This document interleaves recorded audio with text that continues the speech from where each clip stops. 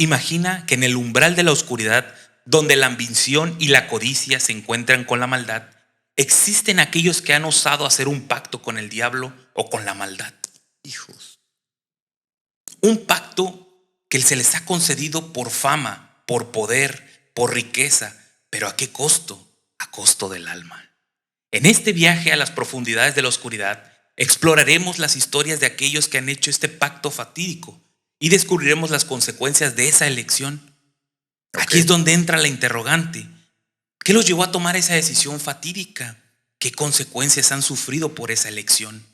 En esta narración hay aquellos que han estado dispuestos a hacer cualquier cosa para alcanzar sus objetivos, incluso si eso significa hacer un pacto con el diablo. Estas personas han sido objeto de fascinantes y terroríficas historias a lo largo de los siglos, y sus historias han sido contadas una y otra vez y recontadas a través de la literatura, a través de la música y la cultura popular. Quédense con nosotros y conozcan a los 7 personajes de la historia que han hecho un pacto con la maldad o con el diablo. Quédense con nosotros. Vamos.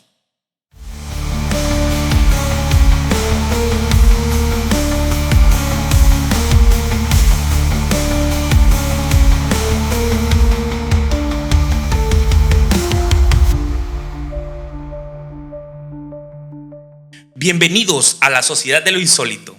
Cada semana exploramos los rincones más profundos y fascinantes del misterio, desde lo paranormal hasta las conspiraciones más inquietantes.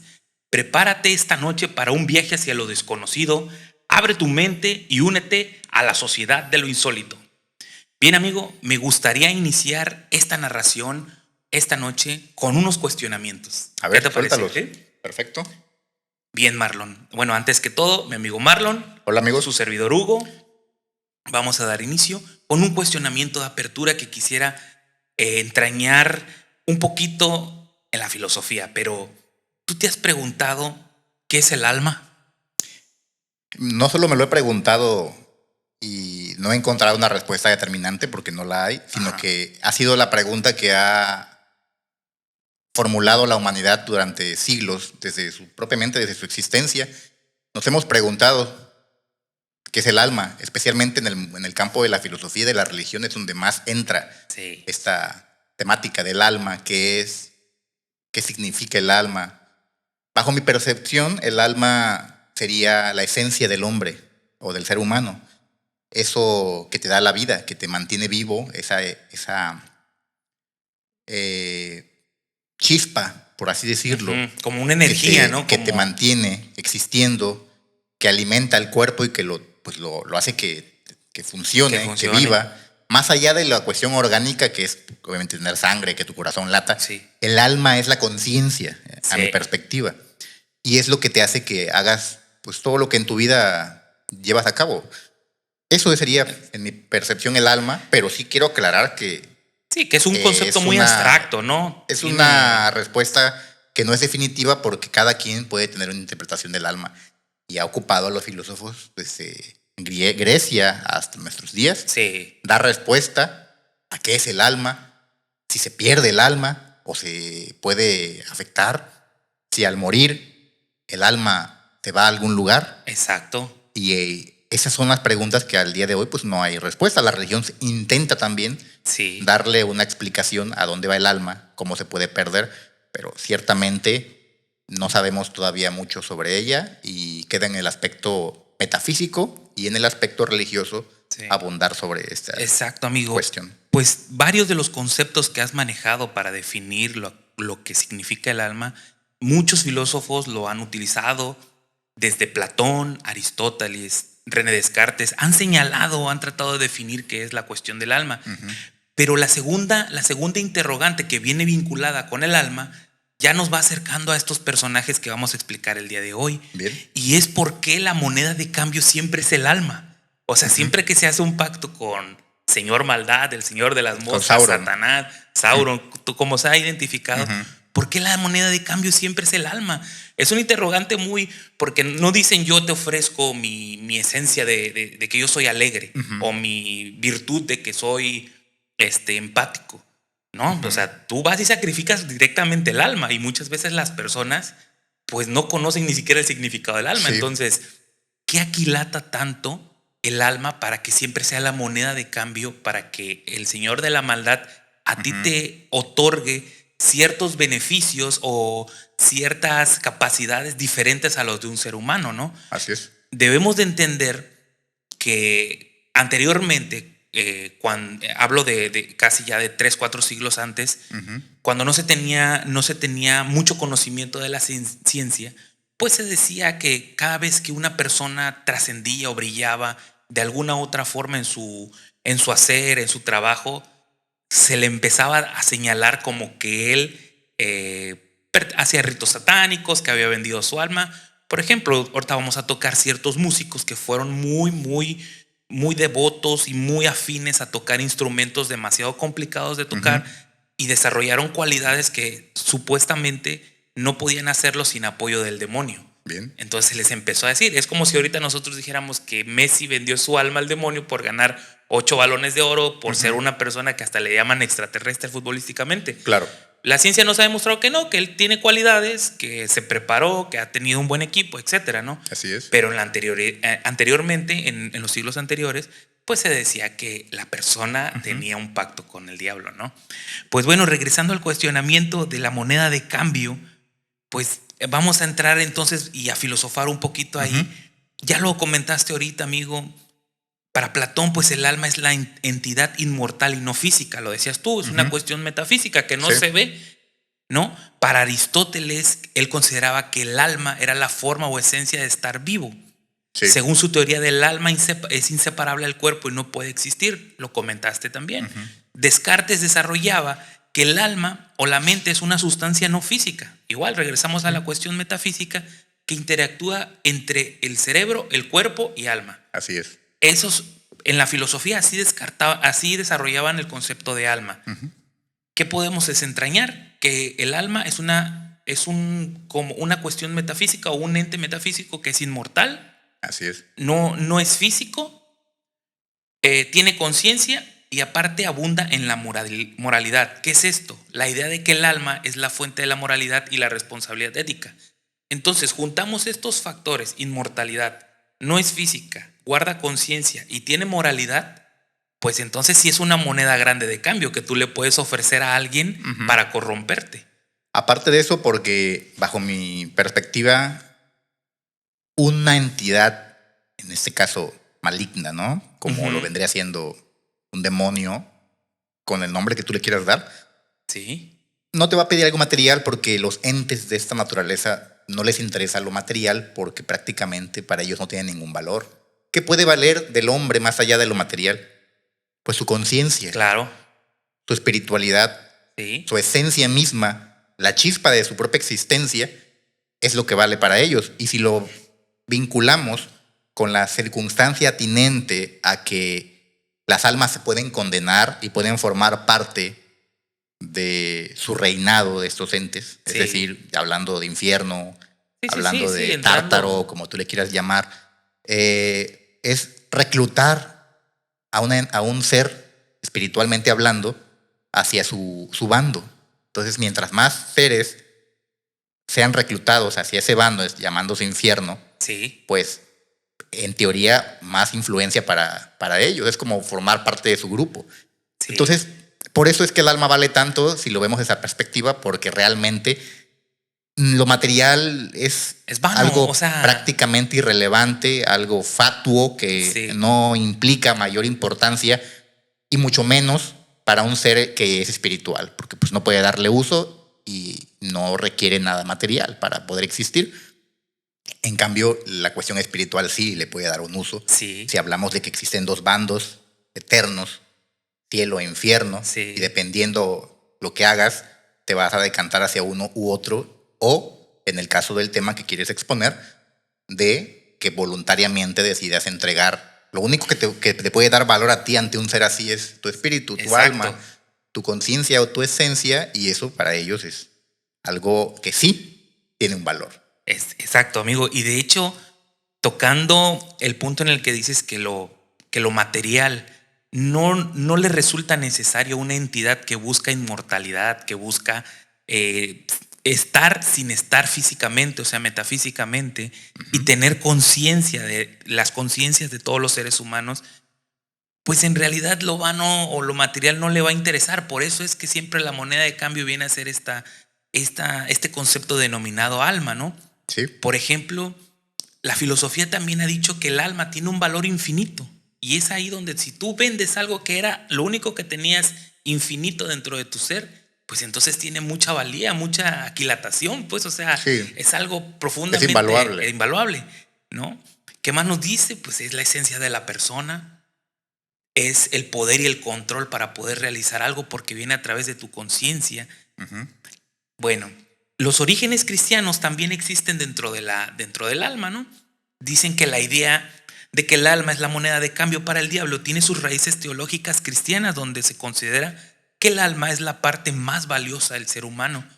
Siendo la parte más valiosa, no va a ser la cadena de oro, no va a ser el reloj. Nada no, material. Nada material. Va a ser en sí el alma. Lo que supuestamente después de que este cuerpo cumpla su periodo orgánico, pues va a subsistir el alma, ¿no? Y quizás el alma, vaya a entrar en otro lugar o en otro cuerpo, en otro ser, en otro organismo, ¿no? Así es. Puede ser, ¿no? Ahora sí que estamos filosofando a través de qué es el alma. Y me atrevería a decir que no solo en el cristianismo se expone el tema del alma. Al final el cristianismo es una rama de las religiones abrámicas y también se conceptualiza la existencia del alma en el judaísmo y en el islam. Ellas también tienen su interpretación del alma y la toman como algo inherente al ser humano.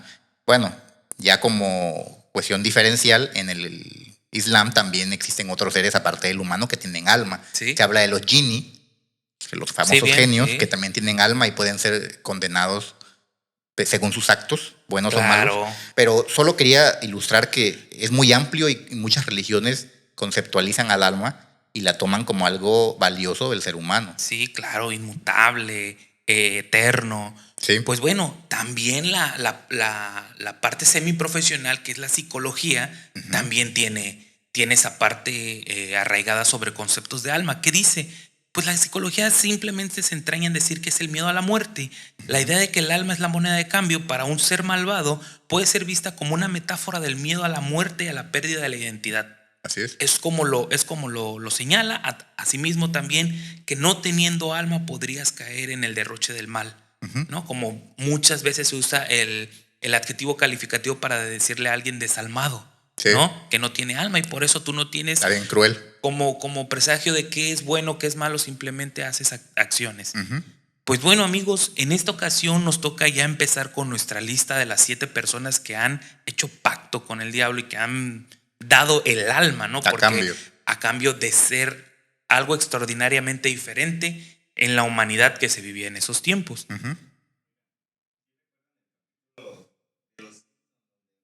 Vende su alma, sí, exactamente. A Milhouse. Exacto, sí. Sí. De hecho, esa es una buena homologación. Claro, bajado a una caricatura, ¿no? Pero una caricatura que ha sido muy seria de cómo vende el alma, ¿no? Y de hecho hasta describen al diablito que tiene el contrato y lo guarda, ¿no? De hecho, Milhouse es el dueño del alma. Ajá, que se la da, ¿no? A Milhouse es el dueño, literalmente, del alma de Bart y se la vende, creo que por $1 o algo así. Y de hecho lo iba también a traer a colación en algún momento. Sí, está porque bueno. me acordé de ese capítulo. Es que como que dice el alma valor y hace un papel. Tengo mi alma. Sí. Ajá. Después. Exactamente. Entonces, hasta que empezamos a tener conceptos de lo que es alma, ya muchas personas empiezan a darle valor, ¿no? Sí. Pues bueno, el número 1 que vamos a tener esta noche se llama Johann Georg Faust, mejor conocido como Fausto, exactamente. Él fue un alquimista y astrólogo alemán que vivió en el siglo XVI. Según las leyendas, Fausto hizo un pacto con el diablo denominado Mefistófeles. Así es, Mefisto. Como para los compas. Para los camaradas. Y aparte, pues también tenemos que a la maldad se le ha llamado Lucifer, Luzbel, Chamuco, Belcebú. En esta ocasión, él hizo el pacto con Mefistófeles ¿Para qué? Para obtener conocimiento y poder. Normalmente algunos piden sabiduría, poder, unos piden ser extraordinarios en la música, en lo que desarrollan, pero bueno, en este caso Fausto hizo el pacto con el señor del mal por el conocimiento y el poder. La historia de Fausto se basa en un personaje real llamado Johann Georg Faust, que vivió en Alemania en el siglo XVI. Sin embargo, la mayoría de las historias y leyendas sobre Fausto son ficticias, eso sí hay que decirlo. Y el autor de la obra más emblemática de Fausto era Goethe. Goethe, exactamente. Y han sido creadas por escritores y artistas a lo largo de los siglos. Según la leyenda, Fausto estaba descontento con su vida y buscaba obtener más conocimiento, más poder. Por lo tanto, pues hizo este pacto fatídico con Mefistófeles, Exactamente. quien le prometió concederle todos esos deseos para que fuera una persona diferente en la sociedad, una persona extraordinaria, pero siempre y cuando a cambio de su alma. Durante 24 años Fausto disfrutó de una vida de lujo y de poder gracias a la ayuda de Mefistófeles. Sin embargo, al final de los 24 años, Mefistófeles regresó y reclamó el alma de Fausto.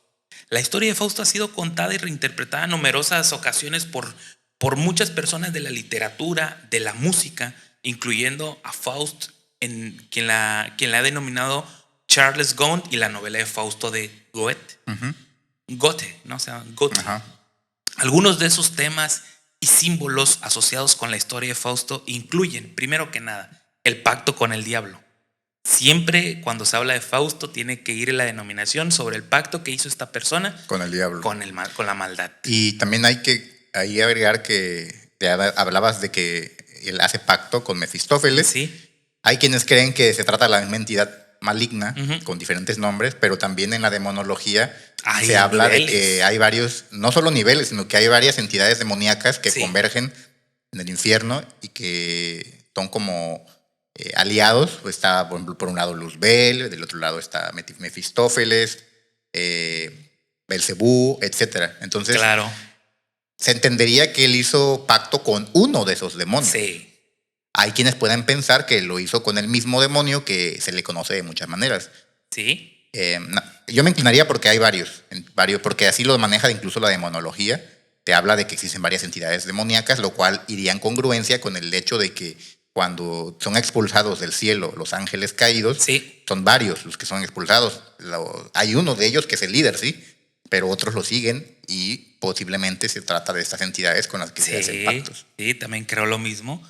Pues bien, siempre van arraigadas a las historias de Fausto. El pacto con el diablo lo mencionamos. Número 2, la lucha entre el bien y el mal. Siempre existe el yin y el yang, lo relativo, ¿no? Sí. Bien, mal, qué es lo que estamos luchando y contra quién estamos luchando. La importancia de la moralidad y la ética, la búsqueda de la verdad y del conocimiento. Estos, en resumen, son los elementos que siempre se manejan en aquellas historias que se manejaban sobre Fausto.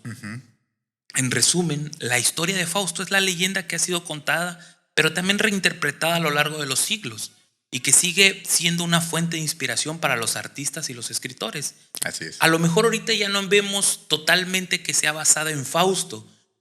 Algunas historias que vienen saliendo en algunas series, algunas películas, pero sí tienen sus guiños, tienen ahí sus guiños. Antes de pasar al segundo personaje que hizo pacto con el diablo, a mí me gustaría que escucharas una pieza de un escritor, es un escritor español que hace música de teclado, pero también da un poema sobre Fausto y el mundo sin alma, así le denomina él. De hecho, la canción se llama así, Fausto y el mundo sin alma, de Rafael Lechovsky. Vamos a escuchar un pequeño fragmento y me dices qué te parece, Marloni.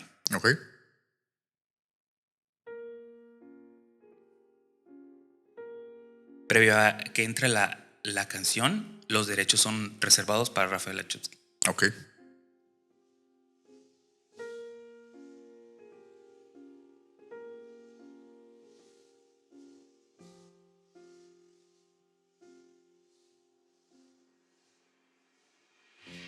Esta es la leyenda de Fausto, un artista de alma grande que quiso llegar más alto.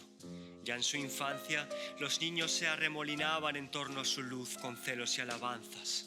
Fausto influía en las personas, que lograban sentirse menos desdichadas y solas. La voz corrió enseguida.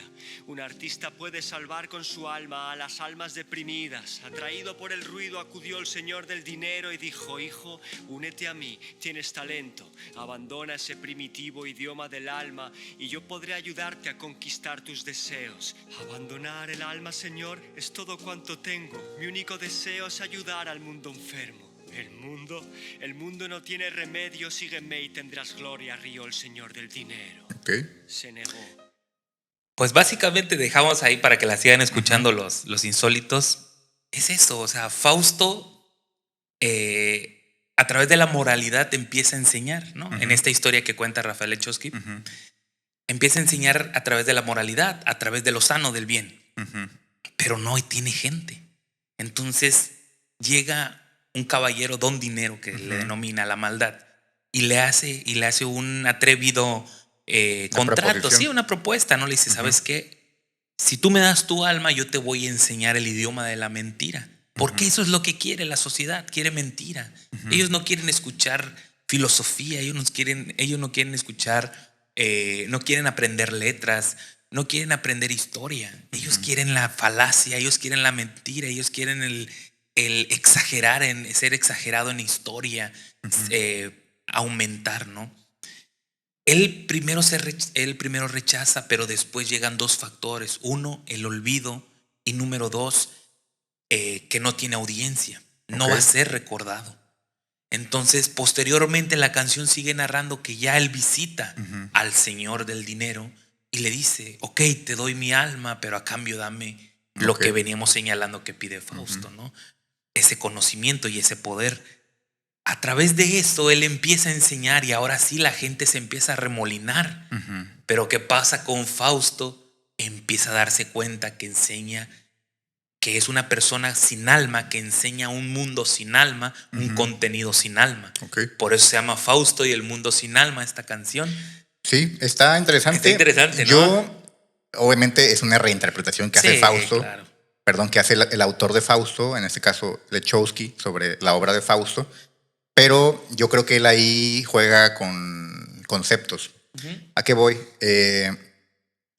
Podría entenderse que él se refiere a Fausto como el personaje histórico, legendario de Goethe, que se menciona, pero yo diría que él hace una alegoría a Fausto en el sentido de un músico. El Fausto del que él se refiere es un músico que habla cosas profundas en sus canciones, cosas interesantes y cosas filosóficas, pero la gente no lo escucha. No. Llega el don dinero, que hacías referencia, que se refiere a la industria comercial, a todo lo que es mainstream, y lo compra. Le dice, ¿sabes qué? Conmigo te van a escuchar millones, a mi lado vas a ser famoso, vas a ser recordado. Y este Fausto contemporáneo, musicalmente hablando, decide pues ahora sí que comprarse o venderse más bien a esta industria, y es cuando empieza a ser aclamado y a ser famoso, pero después con el paso de los años se da cuenta que eso fue algo muy banal y que su obra no tiene peso, no tiene sustancia, y que en realidad abandonó sus propios ideales musicales o artísticos o filosóficos en pro de algo tan sencillo y tan fatuo como es la riqueza y el dinero o la fama. Y yo a eso iba, que para mí, si bien habla de Fausto, efectivamente, hace una analogía comparando a Fausto con un músico. Es una interpretación musical de la cuestión de Fausto, donde el propio músico se hace ver como un Fausto de la música. Sí, de hecho, como lo comentaba ahorita en la narración, Fausto hoy en la actualidad dice, ¿no? La historia de Fausto ha sido contada y reinterpretada en numerosas obras de arte, literatura, música. O sea, la gente por eso te comentaba que muchas obras de las que hoy vemos, muchas películas, tienen un guiño sobre Fausto. Sí, exacto. O sea, ahí va algo que tiene que ver con el bien y el mal, como para ser un poco diverso y un poco extraordinario, tenemos que hacer como que este pacto, esta venta del alma a un ser más poderoso y maligno. Pues sí, amigo, algo más que comentar sobre Fausto para pasar al segundo. Pues sí, es una fábula increíble, la de Fausto. No por nada es una de las obras más famosas de la literatura alemana. Y hay una influencia muy fuerte que ha tenido este personaje en bastantes medios culturales. Y solamente dejar algunos rastros ahí de algunas obras que pudieran interesarle a los insólitos sobre Fausto. No que hablen de él literalmente, pero que hayan sido muy influidas por su temática. Y quiero empezar con un anime llamado Full Metal Alchemist, que sí, si bien claro, no habla de vender el alma a un ente maligno, sí habla de la existencia del alma, sí habla del valor que tiene el alma, sí habla de cómo el alma es el eje de muchas cosas en la existencia misma. Y es un anime muy filosófico sobre esto. Ya que habías hablado tú del alma en un preámbulo, quisiera recomendar que si alguien se interesa por explorar de una perspectiva distinta, esto es, desde una perspectiva del anime, sí, claro, está bien. Recomendadísimo Full Metal Alchemist. Bien, el Brotherhood, porque está mejor dibujado. Sí.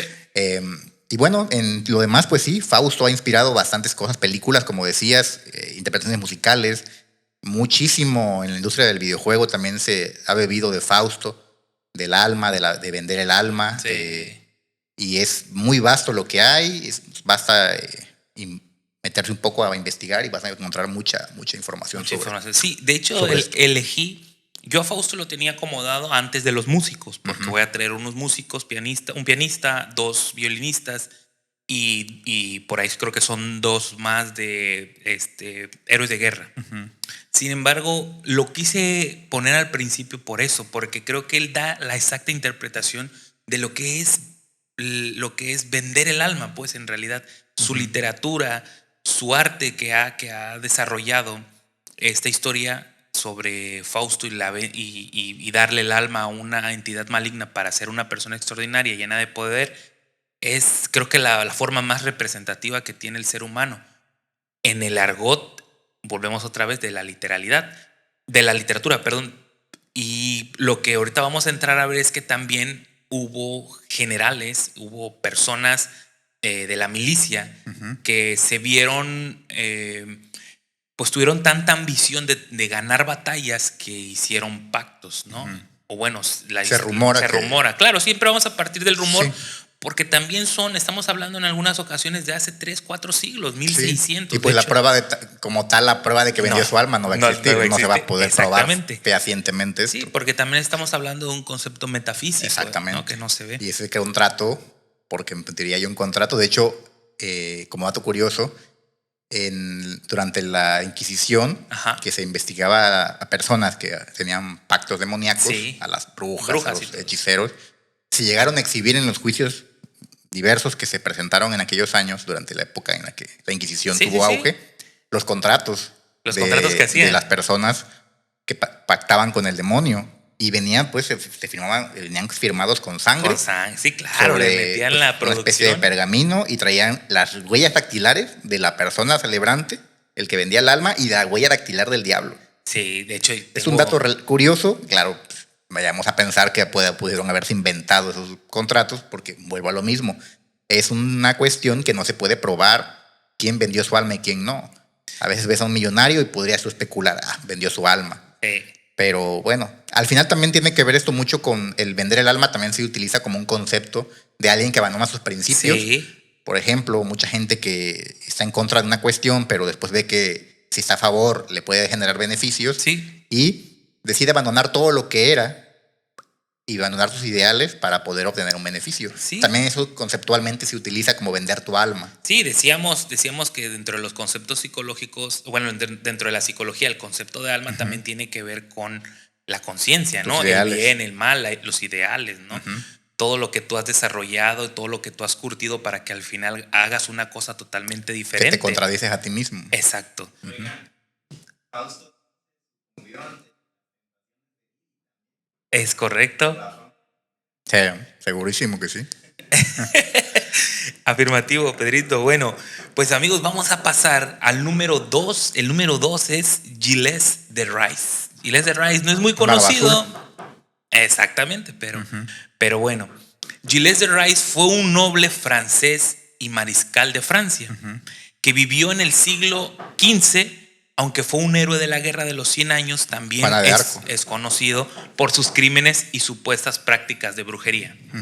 Los datos perturbadores que tiene Gilles de Rais a través del pacto que tuvo con el demonio, con la maldad, era que desvivía a personas de corta edad. Sí, ¿Ok? 300. Exactamente. Arribaba, bueno, se tiene la creencia de que, o el conocimiento, perdón, de que el estándar era entre 60 a 300.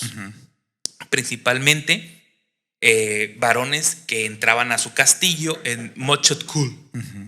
Bien. ¿Qué hacía Gilles de Rais con estas personas de corta edad? Pues los sometía a torturas, a mutilaciones y todo esto siempre antes de ser desvividos, ¿no? Era una persona, la verdad, que sí cabe el concepto para decir desalmada. Sí. O sea, no tenía alma ya.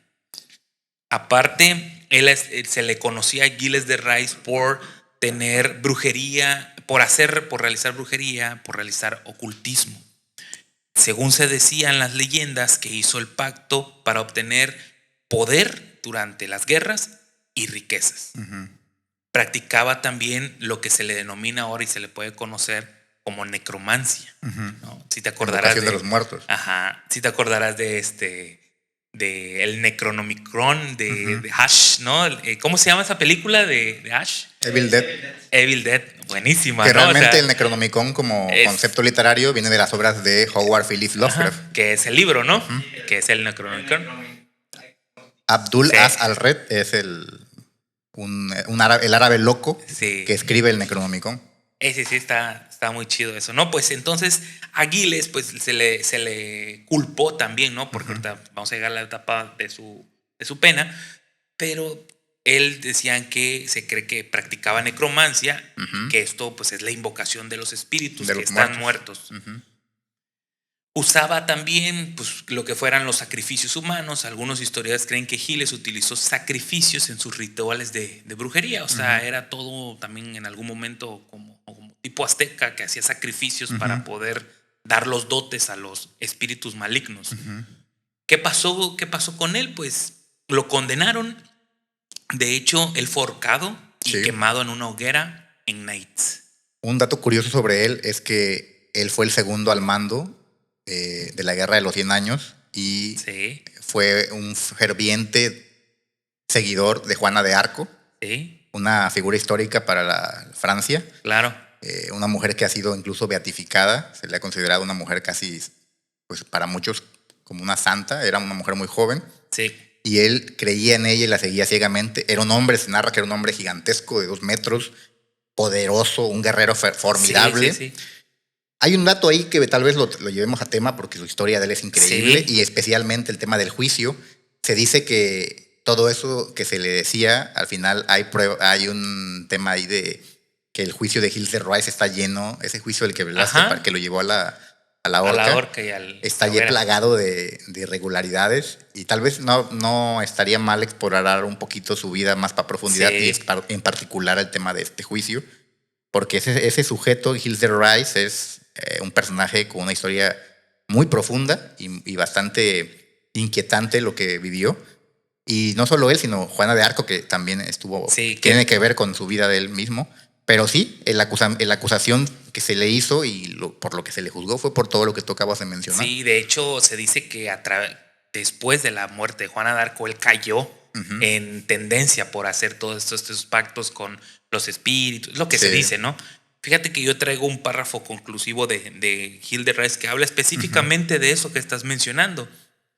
Dicen que es importante destacar que algunos historiadores han cuestionado la veracidad de alguno de estos datos, entre ellos su juicio, argumentando que pueden ser bien exagerados, honestamente, ¿no? Y también apenas concluí un libro que se llama Brujas, que habla sobre estos juicios.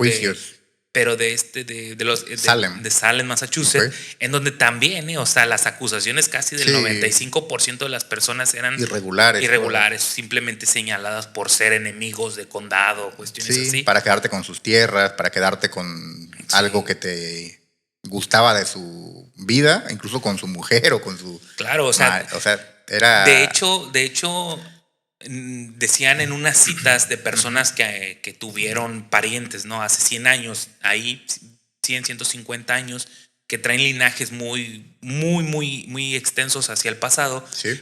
señalaban específicamente ese tipo de citas, que era muy raro que en aquel entonces las personas que estaban cercanas al poder, cercanas a las cuestiones políticas o que tuvieran dinero, eran los únicos que juzgaban a las personas de clase media hacia abajo, a las Sí. personas pobres, y que podían decidir sobre esa es una bruja, ese es un hechicero, y quedarse con sus pequeñas parcelas o tierras que tenían. Era muy raro que un burgués se le determinara como brujo o como Ok. bruja, ¿no? Sí había casos, pero era muy difícil que se señalara de abajo hacia arriba, ¿no? Pues bueno, exactamente. Gilles de Rais fue un personaje, eso sí, perturbador y siniestro, que cometió crímenes horribles. Eso sí se tiene algunos datos comprobados. Pero ya de 300. Sí, y hablabas de que pocas personas ricas o influyentes habían sido juzgadas por esos crímenes o esas acusaciones en realidad. Y una de esas personas es Gilles de Rais. Sí, que fue. Porque también se habla, digo que a mí me ha inquietado mucho su vida y sí, no por el tema que hoy expone, sino a lo largo de muchos años yo he leído bastante sobre la vida de él. Y se habla de que él primero era un hombre, aparte de ser un noble y un militar muy prominente, Sí. era muy, pero muy rico. Había heredado una vasta riqueza de su padre. Era un hombre asquerosamente rico. Sí. Y Poderoso. se dice, y poderoso por evidencia también. Sí. Y se habla de que cuando lo juzgan justamente para quedarse con sus bienes. Le inventan estas acusaciones, así se dice en muchas fuentes. Y él al final pierde todo justamente por el juicio y va a la horca, y el Estado mismo francés, nobles también poderosos, se reparten el botín de su riqueza. Claro. Es un tema que va a quedar en la especulación, pero hay muchas personas que abogados que han estudiado el juicio de Gilles de Rais, y por eso lo mencionas tú en la investigación que hiciste, porque el juicio de Gilles de Rais es todo un tema. Es irregular. Y cuando te pones a estudiar sobre cómo se llevó, dices, estuvo bastante raro.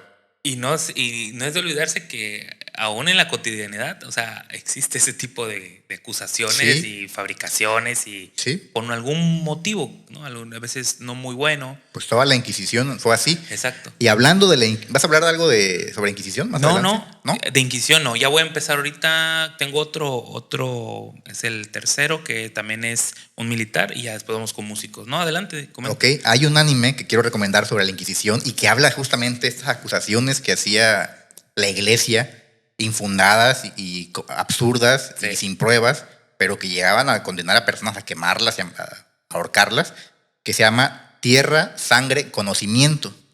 Es un anime que está en la plataforma de La Gran N. Ok. Es una joyita. No le he visto, muy poco conocida, pero es una delicia ver ese anime. ¿Cuántos capítulos habla son sobre está la primera temporada ya. Vale. Creo que todavía no acaba. Irá como en el capítulo 26. Okay. ¿De qué habla? Habla sobre esos hombres y mujeres que vivieron durante el Renacimiento y que empezaron a contradecir las enseñanzas religiosas sobre la teoría que antes era geocéntrica, es decir, que pensaban que todo giraba alrededor de la Tierra. Y hubo personas que empezaron a decir, no puede ser. En realidad la Tierra no puede ser el centro de todo el universo. Ajá. Y plasmaron y desarrollaron la teoría heliocéntrica. Y fueron acusados de herejes, de hacer pactos con el demonio, de vender su alma al diablo, de corromper a la juventud. Y eran juzgados por los inquisidores durante esos tiempos. Sí. Y el anime te habla de personajes que dieron su vida y su sangre en pro de que ahora sepamos la verdad del universo y que sepamos que la Tierra no es el centro de todo, que hay un sol y que la Tierra gira alrededor de ese sol.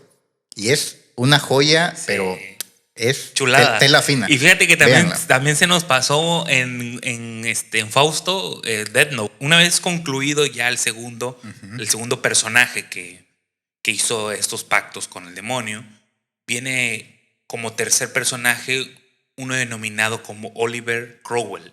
Y es otro militar. Okay. Y ya sabrás que el pacto que hace un militar es para tener poder. Poder en el sentido de ganar guerras. A veces también se dice que lo hacen para ser invulnerables. Exacto. O invencibles. Es decir, no perder ninguna batalla o ser inmunes a cualquier ataque que no los puedan matar con armas convencionales. y tener sabiduría para las estrategias. También. ¿No? Como Kratos. Como Kratos, exactamente. Pues bien, Oliver Crowley fue un político y militar inglés que se desempeñó como Lord Protector de Commonwealth de Inglaterra, Escocia, Irlanda en 1953 hasta su muerte en 1658. Vale.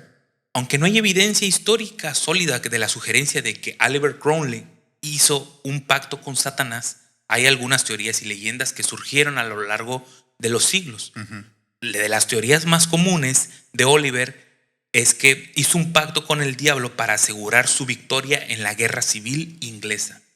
Es lo que se denominaba, ¿no? Según también esta teoría, Crowley había ofrecido su alma, otra vez el factor alma, para que a cambio le ayudara al diablo para derrotar a los enemigos. Bien. Y establecer una república dentro de Inglaterra. Sin embargo, es importante destacar que esta teoría no tiene fundamento histórico y que probablemente se originó con una forma de propaganda para desacreditar a Crowley. Exacto. Y a su régimen. Que es lo que pasaba muchas veces. Con el anterior también personaje, ¿no? Que decíamos que había una forma para poderse aprovecharse de todos sus bienes que él había creado, ¿no? Exacto. Algunos argumentos se utilizan para respaldar estas teorías, incluyen la supuesta participación de Crowley en rituales o de ocultismo, de intereses astrológicos y de alquimia. Okay. La creencia de que Crowley había sido influenciado por el pensamiento radical y la teología de aquella época, que podría haber llevado a hacer un pacto con el diablo, y la percepción de que Crowley había sido un líder cruel y autoritario. Okay. Por eso también se le empieza a denominar a esas personas que no tienen alma y que posiblemente no tienen alma porque vendieron o porque otorgaron su alma al diablo. Sí, a una maldad, al diablo.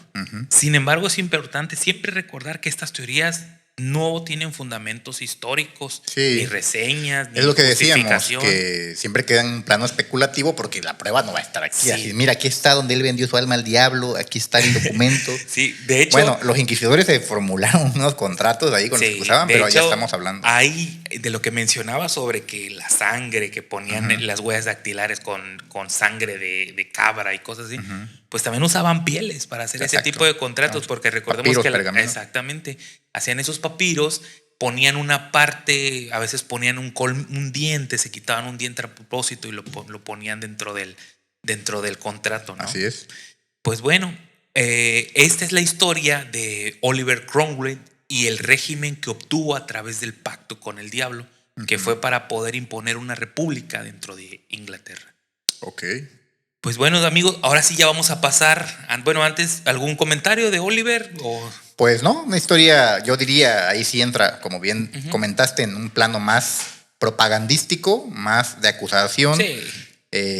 Hay que recordar que en esa época estos regímenes monárquicos, estos regímenes que existían, que a veces eran autoritarios, tenían muchos acusadores, tenían muchos opositores, y una de las formas en que se atacaba a un líder político de ese tiempo era acusándolo de tener pacto diabólico. La vieja confiable en ese entonces. Porque en ese entonces el peso religioso era mucho mayor que ahora. Es decir, si tú no eras un creyente católico, porque hay que recordar que la iglesia en aquellos tiempos tenía un poder absolutamente abrumador, eras afectado. O sea, el solo hecho de que alguien te acusara de no seguir las pautas del catolicismo te hacía incluso que el propio Papa te dejara de apoyar y de perder el apoyo de la Santa Sede en aquel tiempo. Créeme que era muy difícil afrontarlo. Sí. Entonces, era también una estrategia política acusar a alguien de hacer un pacto. Claro, el peso religioso en ese entonces era que el devastador. Vaticano nombraba reyes y podía quitarlos. Sí, era un poder absoluto que podía manipular a jefes de Estado. Pues bueno, vamos ahora sí a entrar a los músicos. Bien. Que se dicen que también vendieron o otorgaron su alma para tener dotes extraordinarios en la música y en el instrumento que ellos manejaban. Bien. El primero es el conocido denominado como Giuseppe Tartini. Tartini. Giuseppe Tartini fue un violinista y compositor italiano. Su apellido lo dice todo. Del siglo XVIII. Aunque fue un músico muy influyente y respetado en su época, también se le atribuyen leyendas según las cuales hizo un pacto con el diablo para obtener habilidades musicales sobrenaturales y extraordinarias, ¿no? Según la leyenda, Tartini se encontraba en una situación de desesperación y frustración en su carrera musical. Sí. Y buscaba una forma de mejorar habilidades y alcanzar la fama, ¿no? Ya te imaginarás a Tartini, andaba ya volando bajo. En Sí. ese momento se dijo que hizo un pacto con el diablo y ofreció su alma a cambio por habilidades extraordinarias, ¿no? Él no andaba bien Andaba bien. y trató de hacer, bueno, lo que se dice también, pues, es que a raíz de que volvió a subir en su posicionamiento musical, en su posicionamiento social, fue porque hizo este pacto, ¿no? Sí. La leyenda cuenta que después de hacer un pacto, Tartini comenzó a experimentar una serie de eventos extraños y sobrenaturales. Se dice que el diablo se apareció a Tartini en forma de hombre alto y delgado, skinny, con ojos que brillaban como carbones encendidos. Ya te podrás imaginar, hasta Sí. para hacer una novela. Slenderman. Tartini se convirtió en el violinista legendario conocido por sus técnicas y expresiones musicales. Sin embargo, se dice que la música tenía un poder hipnótico y que podía hacer que personas se sintieran atrapadas por este estado de trance. Exactamente. Aunque la leyenda del pacto con el diablo es probablemente apócrifa, otra vez, ¿no? Porque no hay contrato como tal, no está en ningún museo. Exacto, no está. Tartini fue un músico muy influyente y respetado de su época.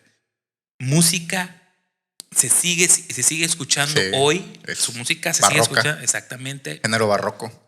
Y su legado como uno de los grandes violinistas de la historia sigue siendo recordado. Algunas de las obras más populares y más famosas y extraordinarias de Tartini incluyen el Trino del Diablo, ¿no? El Trino del Diablo, que más o menos dice así. Bellísima pieza. De como para estudiar, ¿no? Sí. Permíteme, voy a hacer un proyecto. Este sí no tiene derechos de autor, ya la obra ya tiene sí. más. Pero este es el Trino del Diablo es. de Tartini.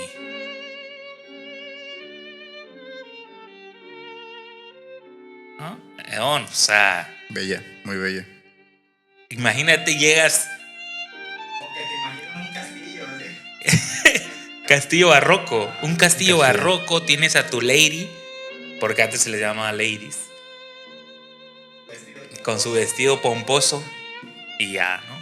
Señorita, ¿le gustaría degustar la siguiente pieza de Giuseppe Tartini? Exacto. Pues bueno, esa es la música, queridos insólitos, que desarrolló un violinista que supuestamente hizo pacto con el diablo para poder hacer esas bellas notas de violín. De violín.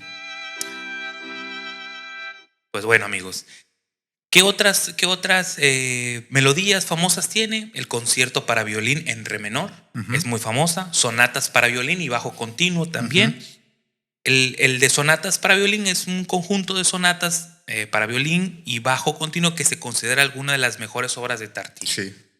Pues amigo, él fue Tartini. Pues mira, al final de cuentas, creo que su obra por la que será recordado eternamente Sí, es sí, El Trino sí, del El Diablo. Trino del Diablo. Y tengo ahí una anécdota que no sé si quieras que la mencione A ver, sobre échala, esta échala. canción, sobre su origen. Sí, sí.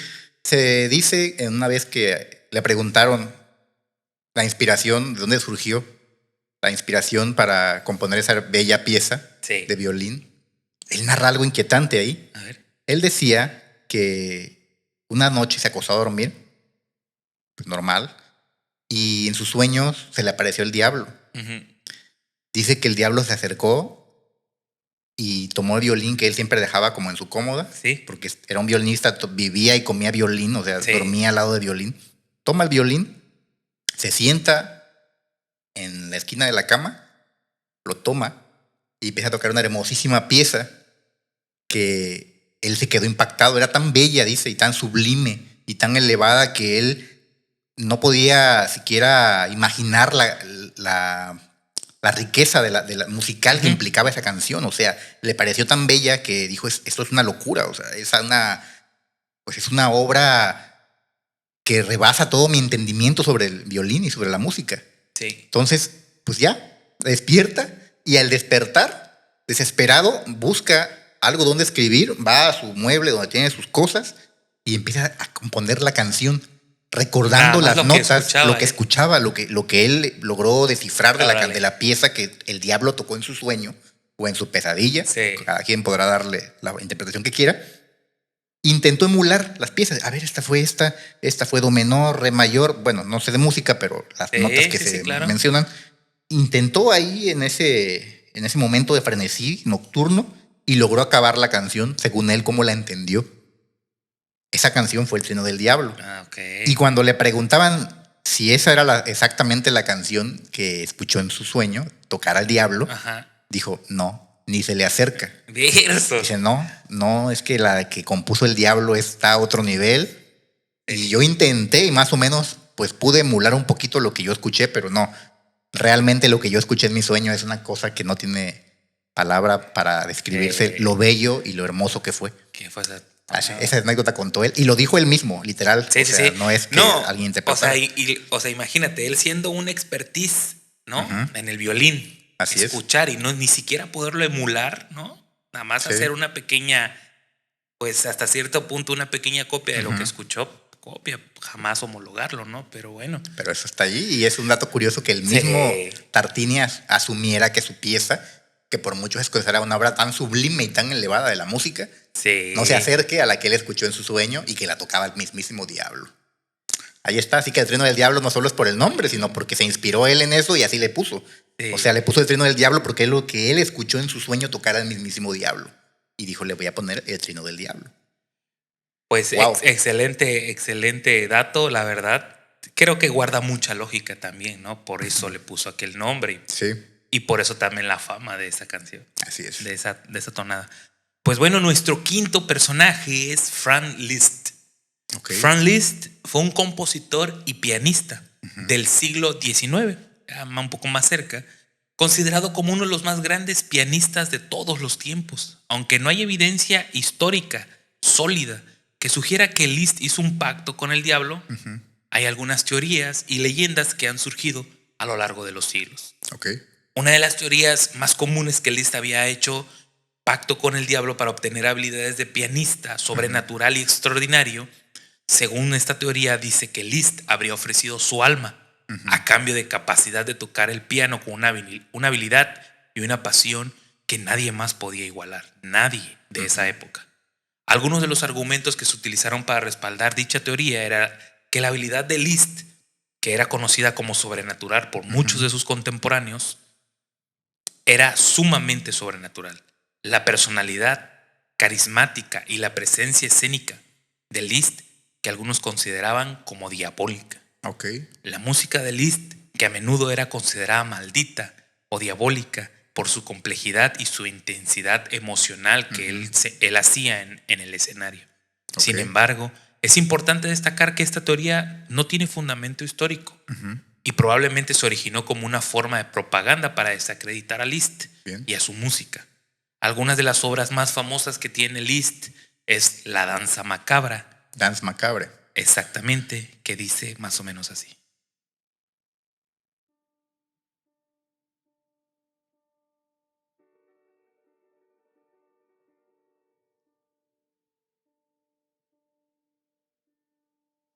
Curiosamente también era alemán. Muchos alemanes han brillado en la música. Sí. Bueno, austríacos. Exacto.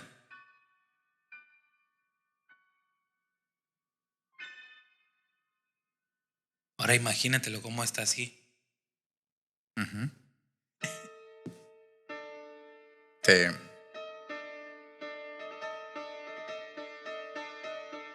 Esa es La Danza Macabra, amigo. Sí. Una pieza para piano que es considerada una de las más difíciles y emocionantes de la literatura pianística. Hasta el concepto, literatura pianística. Hoy a nuestros insólitos los vamos a hacer de cultura, nos vamos a hacer todos de cultura porque... Sí, está muy está bonito. macabrona, ¿no? Ya esta parte, ¿no? Pues bueno, aproximadamente dura 10 minutos. Sí. Imagínate lo difícil que hace interpretar todas estas notas. Generalmente las piezas de piano o de violín son canciones largas. Sí. Y muchas ni siquiera eran como identificamos una canción actualmente que dura 4 o 5 minutos y ya. En aquel tiempo eran conciertos y la pieza en realidad era todo el concierto. Sí. Con diferentes partes y momentos. Por eso ellos le ponían luego Opertura en re menor, Sí. concierto en do mayor. O sea, usas nombres muy rimbombantes que usaban porque eran piezas larguísimas. Larguísimas. Como por ejemplo, no sé si has oído las Four Seasons de Vivaldi. Sí, claro. Muchos piensan que Four Seasons es una canción que tal vez habla, hay winter, hay No. summer, pero en realidad es un concierto Sí. completo y toda la pieza dura un montonal. Sí. Sí, claro. ¿Quién no lo ha usado para concentrarse un poquito, para leer Sí, un poquito, no? Exactamente. Pues bueno, otras de las piezas o de las obras más famosas que tiene Liszt Lynch. se llama Los Preludios. Es un conjunto de 24 preludios para piano que son considerados algunos de los más bellos y expresivos de la música romántica. Bien. Y también tiene Fausto. Fíjate, él desarrolló Fausto, que es una sinfonía que es considerada una de las más grandes obras de Liszt y que explora temas sobre el amor, la muerte y la traición. Así es. Pues amigo, este es Liszt, el número 5. Bien. Solo comentar que Dance Macabre ha inspirado obras más nuevas con el mismo título. Una de ellas es una canción del famoso grupo de metal Ghost, Ya. que tiene una canción que se llama igual, Dance Macabre. Está muy buena, pero claro, ya es como metal. Ellos son suecos, así que ya es considerado como black metal, aunque yo no lo ubicaría así. Pero es inspirada, ¿no? Inspirada, el nombre está igual, así, Dance Macabre. Sí. Entonces, como dato, por si alguien quiere, aparte de esta bellísima pieza de este pianista, quiere escuchar algo más contemporáneo, pues que se vaya a escuchar a Ghost Dance Macabre en Spotify o en donde más les guste. Es correcto. Pues bueno, traemos al sexto, número 6 de los personajes que ofrecieron su alma al diablo por un dote extraordinario o sobrenatural. Ok, a ver. Y en esta ocasión nos toca hablar de otro violinista, a quien se le ha denominado por muchos el padre de los violinistas. Ya, creo que ya sé a quién te refieres. Nicola Paganini. Paganini. Ir de Paganini. Paganini, ragazzo. Hay una marca de coches que se parece, pero no es Paganini, es Pagani. Pagani, sí. Pues bueno, ¿quién fue Nicola Paganini? Fue un violinista y compositor italiano del siglo XIX. Así es. Considerado uno de los más grandes violinistas de todos los tiempos. Yo diría que el más grande de todos Sí. los tiempos. Yo Para mi también, gusto. la verdad. Y vamos a compararlo, el pequeño extracto que escuchamos con el otro italiano y ahorita con Paganini. Con alguno de sus caprichos. Sí. Porque él le llamaba a sus obras caprichos. Sí. Capriz. Aunque no hay evidencia histórica tampoco y sólida de que surgiera que Paganini hizo el pacto con el diablo, hay algunas teorías. Y también leyendas que han surgido a través de todos los siglos, ¿no? Sí. Que han pasado.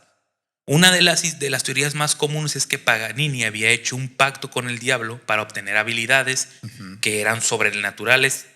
Según esta teoría, Paganini habría ofrecido también en su alma a cambio de esa capacidad de tocar el violín. Decían, por ahí hay una anécdota que hasta se le aparecía un sexto dedo, ¿no? O sea, al tocar el violín. Paganini habría ofrecido su alma, ¿no? A cambio de la capacidad de tocar el violín y una pasión que nadie más podía igualar. Porque sí hay ciertas imágenes, no fotografías, sino imágenes donde es muy expresivo Paganini, ¿no? Algunos de los argumentos para respaldar todas estas teorías del pacto, pues eran la habilidad violinística de Paganini, que era considerada sobrenatural para muchos contemporáneos de ese entonces. La personalidad carismática y también dentro de la escena de Paganini, muchas personas la interpretaban como de manera maldosa o diabólica. La música de Paganini a menudo se consideraba maldita también. Así es. Pero por su complejidad y su intensa emoción, como ya lo hemos dicho. Bien. Sin embargo, es importante también destacar que no ninguna de esas teorías tiene sustento. Un respaldo documentado. No hay documentos ni justificaciones que sean evidentes o claros, ¿no? Que existan. Sí. Las obras más famosas de Paganini, pues incluye, para empezar, una que me acabas de mencionar, que son los 24 caprichos para el violín solo. Su obra más emblemática. Que más o menos va así. Esa es la más famosa de todas.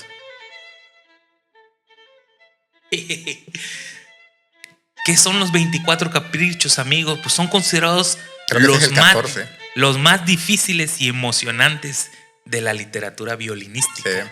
Ese es mi favorito. Creo que es el 14. No mal recuerdo. Tienen nombres luego, pero... No estoy seguro, pero Sí. uno de esos. Hombre, pero... No, imagínate que vayas en tu coche, en tu Pagani, escuchando a Paganini. Así es. Pues bueno, amigo, ¿qué podemos decir de Paganini? Es... Un músico increíble. Quisiera comentar ahí sobre él, Sí. a propósito, que él se enteró de que le llamaban el músico o el violinista del diablo. Ya en aquel tiempo se le empezó a vincular con esa cuestión. Sí. Y nada tonto, Paganini explotó esa imagen que se le hizo.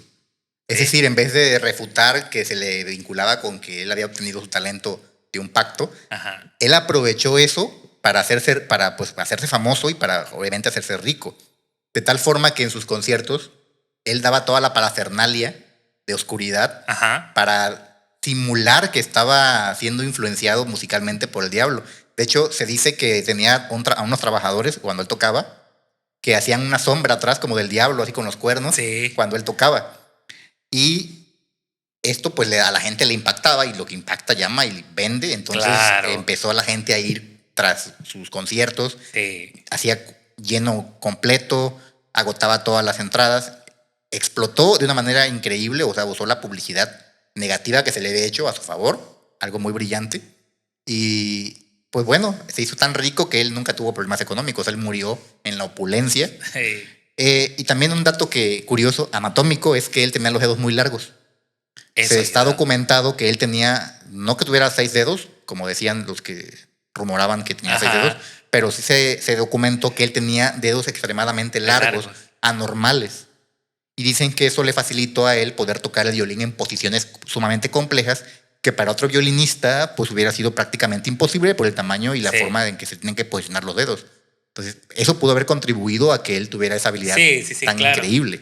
Pero solo quería comentar eso porque... Está bien. No, sí, está bien. explotó- Pues es que son, explotó esa- al final de cuentas, son rumores de la época, De ¿no? la época. En la época se decía que le salió otro dedo, pues lógico, que era una mentira, ¿no? Bueno, quién sabe, pero Pero yo no sí. creo. O sea, Pero imagínate. sí de las extremidades, pues lógico, sí puede ser una ventaja. Sí, porque pues, claro. para colocar, como el violín es como parecido a la guitarra, tienes que colocar los dedos en las Sí. cuerdas. Pues alguien, yo creo que con dedos muy largos les es más fácil hacer posiciones complejas Sí, de esa para el cosa violín. y tocar.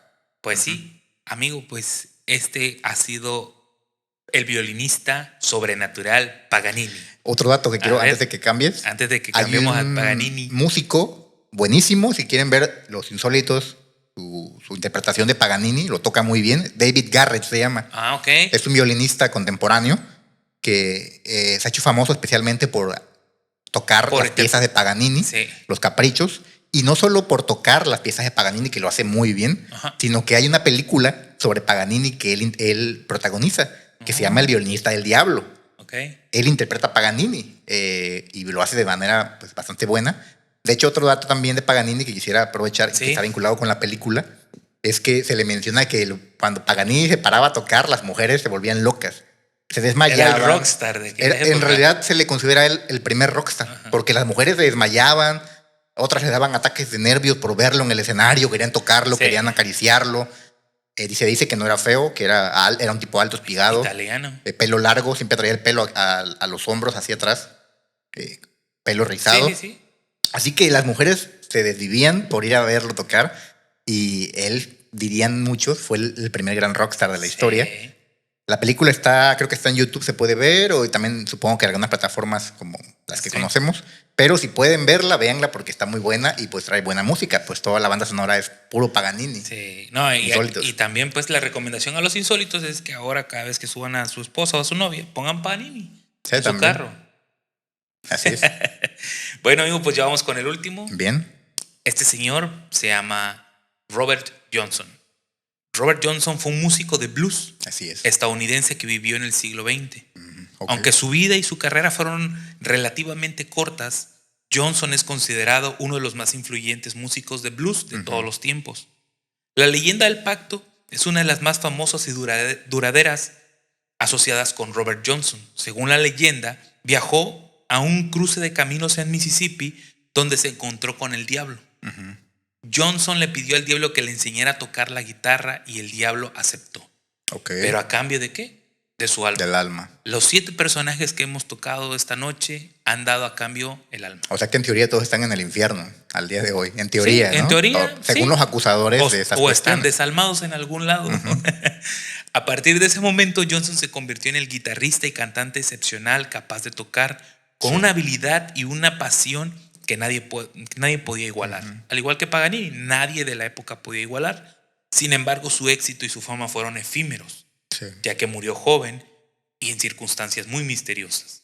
La leyenda del pacto con el diablo ha sido objeto de muchas especulaciones y debates a lo largo del tiempo, como todos los otros también Sí. están a debate, ¿no? Porque en realidad les decían que tenían, simplemente porque tenían un dote diferente a los demás para tocar un instrumento, para tener estrategias militares, etc. Algunos creen que la leyenda es cierta, mientras que otros consideran que es simple metáforos para describir las habilidades de la creatividad de Johnson como un músico excepcional y sobrenatural a sus tiempos. Ok. Algunos de los argumentos que se utilizan para respaldar el pacto incluye la habilidad y creatividad de Johnson como música, que algunos consideran totalmente sobrenatural. El tema de la guitarra, ¿no? Exacto. La vida y la muerte de Johnson, que fueron marcadas por la tragedia y el misterio. El misterio. También, ¿no? Cuando una persona se me viene a la cabeza Richie Valens, que fue muy bueno para ser cantante y con la guitarra, muere joven, luego le pueden vincular que hizo un pacto. En el caso de Richie Valens no, pero a él sí. Sí. Porque de hecho ahorita voy a citar que él entra a los clubes de los 27. Así es. Ese club famoso denominado que mueren a esa edad. La influencia de la música de Johnson es una cultura popular. Algunos la consideran una forma de pacto con el diablo. Sin embargo, importante destacar que como todos los demás, no existe dato que respalde ese pacto. Sin embargo, Como todos los demás. sí, que exacto, no hay dato. Documentado. Es probable que exista exageración o una invención de todo lo que se dice de él. La verdad histórica de la vida y la carrera de Johnson es mucho más compleja y fascinante. Algunas de las canciones más famosas de Robert Johnson incluye Crossroad, Hellbound on My Trail, Sweet Home Chicago, Love in Vain. Quiero yo poner específicamente la canción Crossroad Blues. Cruce de caminos. Exactamente. ¿Por qué? Porque se dice que esta canción de blues representa el lugar de Mississippi donde Johnson hizo el pacto. Así es. En 1938 y murió a temprana edad en 1838, al igual que Hendrix, Kurt Cobain y Janis Joplin. Así es. Vamos a escuchar Crossroad, una pequeña parte. Kurt Cobain.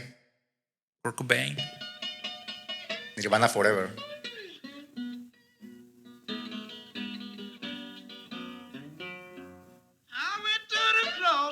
Da más miedo la voz, creo, de mi Es que es el estilo del blues. Sí. Esa es la... Me gusta mucho ese género. Sí. Es de lo que más escucho. Sí, se puede oír pues Sí. como tocaba guitarra, Sí. ¿no? Requinteaba y todo eso.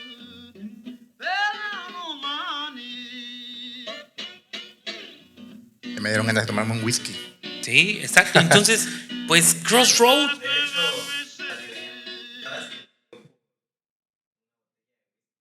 Sí, sí, exacto.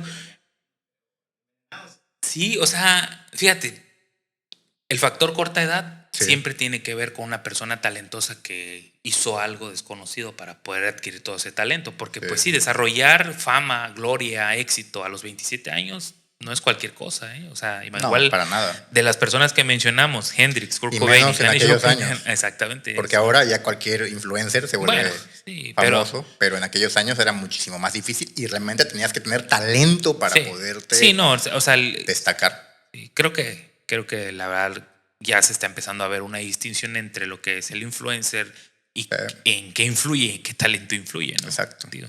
Digo, algo que hay que reconocer es que a lo mejor tienen la persistencia de sostener sus canales 3, 4 años, ¿no? Y por eso es hacerse conocidos. Que también eso es plaudible, pero fuera de eso no hay talento como tal. Pues amigos, miren, algo que hablar, Marlon, perdón, de Robert Johnson, algo que Yo comentar. conozco una anécdota de él. A ver, no sé si échala. quieras que me la aviente. Sí, claro, adelante. Mira, se dice quienes lo conocieron a este Robert joven, Johnson, Johnson, que quienes lo vieron muy joven y tuvieron la oportunidad de tratarlo, que él era muy fanático de la guitarra, o sea, a él le gustaba mucho el género del blues y era un obseso, pero que era muy malo. que no tenía talento, que era malísimo tocando la guitarra. Ok. Y que iba a un bar, había un bar allá en su pueblo o en su localidad, Ajá. y que un día él pidió tocar la guitarra en el bar porque ahí iban como músicos locales, Bien. tocaban y pues era un lugar famosillo para ir a escuchar el blues. Sí. Un día tanto le insistió al dueño del bar que el dueño dijo, bueno, pues está bien, aviéntate la canción. Toma la guitarra, toca. Dicen que tocó tan feo, pero tan horrible que la gente se salió del bar, que lo empezaron a buchear y que él pues se sintió muy avergonzado y se fue. Que después le dijo a su mamá, después de estos acontecimientos que lo avergonzaron, le dijo, ¿sabes qué? Me voy, no me busquen, no me llamen, no me anden buscando. Bien. Cuando sea el momento, yo voy a regresar. Bien. Y desapareció por años. Creo que fueron 10 años o algo así, que nadie supo nada de él. Nadie supo nada de él. Absolutamente le perdieron la pista. Pensaron unos que se había muerto, otros pensaron que se había ido a otro país, etc. Ok. Regresa después de estos años, va al bar en el que fue ridiculizado, Sí. pide la guitarra, se la dan, y esta vez toca la guitarra de una manera tan increíble, tan sublime y pues con una técnica tan detallada y tan depurada, que la gente no podía creer que fuera el mismo Johnson que hace unos años había tocado muy de una mal. manera tan asquerosamente mala. Y ahí surgió, justamente fue lo que abonó a la leyenda de que él había hecho un pacto, porque en unos años, de ser una persona prácticamente sin talento, que no a convertirse en un prodigio de la guitarra, Ajá. pues es raro. Digo, se puede entender que a lo mejor practicó, pero siempre queda la pequeña pregunta de ¿qué tal si hizo algo? Porque pues por mucho que tú practiques, si no tienes el talento, no vas a sonar sublime. Pues los talentosos, que ya son natos, pues se les hace muy fácil y en poco tiempo logran desarrollar algo fascinante. Y una persona con práctica, pero sin talento, le va a costar mucho más. Sí. ¿Quién sabe? Pero esa anécdota es real. Gente que lo conoció habla de esta situación. Sí, de hecho es del siglo anterior, o sea, no es... Y se dice eso de él, entonces pues queda en el plano de la especulación y de cada quien haga su propia decisión, ¿no? Sobre esto.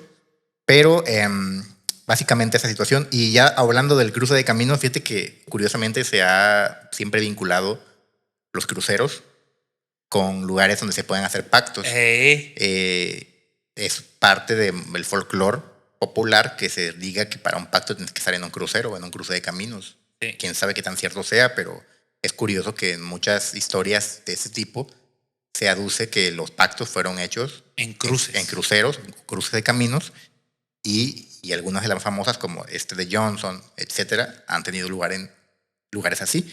Y a propósito, si alguien quiere, pues en el mundo del videojuego, ¿no? Alguien quiere empaparse un poquito de esto del pacto, en The Witcher 3. En el videojuego de Witcher 3 hay un DLC que se llama Heart of Stone, ¿sí? Donde el enemigo en el DLC es el diablo, el señor de los espejos, sí. Y lo invocas parándote en un cruce de caminos. Ah, qué chido, qué chida referencia, ¿no? Así que quien quiera experimentar esta The Witcher historia, 3 está para Witcher 3, casi todas las plataformas. Obra maestra, GOTY, véanlo. Sí, jueguenlo, exactamente. Pues, amigo, básicamente, después de explorar las profundidades del pacto con el diablo, nos damos cuenta de que esta idea no solo es un tema de literatura y mitología, sino que también nos hace reflexionar sobre nuestras propias vidas y decisiones. Nos tendríamos que preguntar nosotros, ¿no? ¿Qué es lo que nos lleva a hacer pactos con el diablo? ¿Qué es lo que estamos dispuestos a sacrificar para obtener lo que deseamos, ¿no? Y también, previo a concluir y hacerte una pregunta definitiva que me gustaría que contestaras también, decirle a la sociedad de lo insólito que otros personajes históricos conocen que hayan hecho pacto con el diablo. ¿Cuáles son los que conocen ellos? Y finalmente me gustaría preguntarte, Marloni, si tú estarías dispuesto a hacer un pacto con la maldad para que el podcast sea algo sobrenatural. Esa es mi pregunta. O sea, para que tengamos éxito, para que tengamos fama, para que tengamos riqueza a través de un pacto que va a impulsar el podcast. ¿Cuál sería tu respuesta y por qué? No, yo no cambiaría mi alma por eso. Sí, a muchos les puede parecer tentador, ¿no? La fama rápida y la riqueza inmediata. Pero así como vienen, se van. Ya está ahí la prueba de todos estos casos que mencionas. Han muerto jóvenes, Tarde o han o temprano han viene caído en Mefistófeles. desgracia. Entonces, no vale la pena. Creo que sería, De manera orgánica seguimos entonces. sí, orgánicamente crecer y con base en tu propio esfuerzo se puede lograr mucho. Y aparte, mira, de estos casos que nos hemos mencionado, ya hablabas tú de que muchos fueron suposiciones. Sí. O sea, también hay que tomar en cuenta que cuando alguien es muy talentoso en algo Sí. y es realmente a veces para muchos inexplicable que sea tan bueno, entran el factor de que la gente justifica o minimiza su talento y Claro. su esfuerzo o su práctica diciendo simplemente, es que habrá hecho un pacto. Sí. Hizo un pacto y por eso es buenísimo. O sea, como que también era una forma histórica en aquellos tiempos, sobre todo cuando se creía más en esto, de demeritar el esfuerzo y el talento de una persona, Sí. con la simple argumentación de decir, es que él es un talentoso violinista, hablando por ejemplo de Paganini, Sí. porque seguro hizo un pacto con el diablo. Todo Sí. su esfuerzo, donde lo dejas, su sacrificio Sí, y sus dotes, tal vez. A lo talento mejor natural. Johnson se fue 10 años Y a practicar como un loco, sí. o a tomar clases con los mejores Sí, guitarristas de la sacó época. su ego, sacó todo de esa burla que le hicieron en ese Exactamente. bar, ¿no? Claro. No, y además también si el día de mañana nos hacemos famosos, ricos y Que no vayan a decir conocidos, que que, fue no por- que fue porque Exactamente. un día hicimos pacto con el diablo. cabrón. Exacto, no vayan a pensar eso, fue base de esfuerzo y sacrificio y trabajo. Así que, amigos, no demeriten el esfuerzo de sus compañeros, de sus amigos, hay que apreciar el talento y el esfuerzo de las demás personas. Sí. Y hay que chambearle y pegarle, darle al bistec. Sí, claro que sí. Pues amigos, esto es todo. La verdad yo quisiera que se unieran más a esta sociedad, más personas que nos siguieran, que se suscriban. De antemano, muchas gracias a las personas que siguen comentando, siguen compartiendo en redes. Pues es una experiencia venir aquí, la verdad, ahora sí que como decía un propio maestro que en alguna vez en la Facultad de Derecho decía, no solamente practico el conocimiento que ya tengo, ¿no? Sino que también esto hace que sea una actividad recreativa para mí. El hecho de que él fuera ya un excelente juzgador, pero iba a la universidad a enseñar, él retroalimentaba todo esto y también era una actividad muy recreativa, ¿no? Para él, Claro. igual para nosotros, el hecho de venir, investigar lo poco que sabemos y reargumentar. Así es. Así es, amigo. Palabras finales ya para irnos. Pues solo me resta decir que bastante interesantes estos temas de los pactos, Sí. esas historias, algunas dan para hablarlas más a Sí, profundidad. sí, cierto. Seguramente lo estaremos haciendo. Sí. Si tienen alguna sugerencia sobre alguno de estos personajes icónicos Que se desarrolle más, ¿no? que hemos mencionado y que quieran abundar más, porque muchos de ellos dan para más Sí. historias, pueden dejarlo en la caja de comentarios, plantearlo y con gusto podremos desarrollar un tema sobre ellos. También agradecerles lo que nos ven en el video, que nos comentan el video y que lo comparten. Gracias, es algo valioso para nosotros, nos apoya mucho. Quienes no estén suscritos y estén ocasionalmente viéndonos en este momento, pues ¿qué esperas, amigo? Suscríbete al canal, ahí está abajito el link para vincularte, pégale a la campanita, dale suscribir y te garantizamos que vas a tener contenido valioso, contenido interesante y que te va a aportar culturalmente también. No solo va a ser un contenido banal, vacío, sino algo que te va a enriquecer y que vas a poder tener un tema de conversación. Sí, claro. Con la novia, con la Los suegra, amigos. con el suegro, con los amigos, mientras se están tomando las cervezas, pues nada Sí. que mencionar, nada mejor que mencionarles la historia de Paganini Sí. o de Johnson. Así que suscríbete, amigo, y dale like. Y gracias por tu apoyo. Gracias Y por es su todo, apoyo. niño. Suscríbanse. Pues amigos, nos vamos con la melodía de los 24 caprichos. Se va a ir quitando poco a poquito, pero para que les quede. Vale, perfecto. Que tengan una excelente noche Hasta luego, todos. amigos. Que estén bien. Saludos a todos. Gracias.